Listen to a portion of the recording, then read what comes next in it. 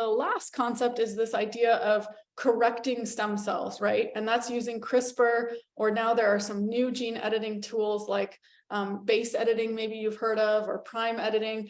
And that's where you take those blue stem cells out of the bone marrow and you correct them using these gene editing tools, and you turn them into those green seeds and you put them back in. And it requires that same process of harvesting cells. So you have to do that conditioning therapy that I talked about, which is a challenge, and there's some risks, and we can talk about those risks in another setting perhaps. And then you transplant those cells back in. Here are some of the risks that I'm mentioning. Some of those blue seeds can be left behind, so then you might still have leukemic risk if we don't get rid of all those blue seeds. And then the other piece here is that we learned through Dr. Cindy Dunbar that if, one, you can't correct, the technology today doesn't allow us to correct every single cell.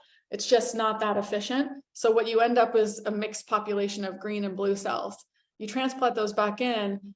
Unfortunately, the blue cells over time start to crowd out the green cells, and now you're back to a bluegrass where you started from. And that's what we learned from Cindy Dunbar's work, and that was work that we funded because we had that question. Well, what happens if a few blue cells get transplanted back in? Are they going to take over?